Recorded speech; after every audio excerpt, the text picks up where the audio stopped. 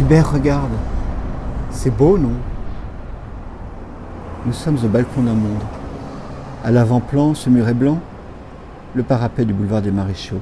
À l'arrière-plan, avec son mât et ses haubans d'acier, le pont du périphérique.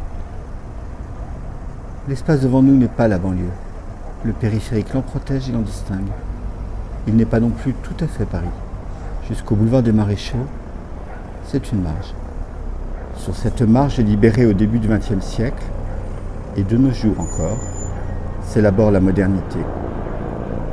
Les îlots d'habitation en briques rouges, les immeubles Walter, le parc des expositions, l'église Sainte-Odile, la cité universitaire internationale, le stade Charletti, le nouveau palais de justice.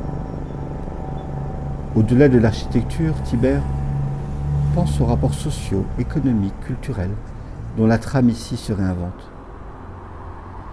Retiens bien, Tibère, le progrès procède toujours de la marge. Cette marge, regardons-la en face. Vois la fumée crachée par une haute cheminée. Dioxyde de carbone et vapeur d'eau? Non. Beauté trouble. Des ordures ménagères, incinérées dans un au-delà, la banlieue. Ici, Tibère, la ville se révèle nue. Le périphérique et les maréchaux, deux muscles ronds et puissants qui ouvrent et ferment un sphincter. Le boyau ferroviaire, une voie de pénétration vers l'intérieur de Paris, animée par le va-et-vient des trains et le soupir des rails. Observez bien, Tibère, dans ce paysage post-urbain, deux forces puissantes se confrontent, l'une horizontale et l'autre verticale. Mines de charbon, tunnels, ponts et tranchées ferroviaires, métro. Un 19e siècle tout d'horizontalité et d'enfouissement s'est achevé dans les tranchées de la Première Guerre mondiale. Mais ici, il dure encore. En précurseur du XXe siècle, la Tour Eiffel a réintroduit l'ambition de la verticalité oubliée depuis les cathédrales gothiques. Les grands vitraux font entrer la lumière divine et racontent l'histoire biblique. Ici, les surfaces vitrées des deux tours créent des jeux de réflexion sur le monde terrestre. Vois-tu, Tibère, montant à l'assaut des façades, le flux inversé des voitures qui roulent sur le périphérique? Ces tours font écho à celles de Notre-Dame, dans une parfaite antithèse matérialiste.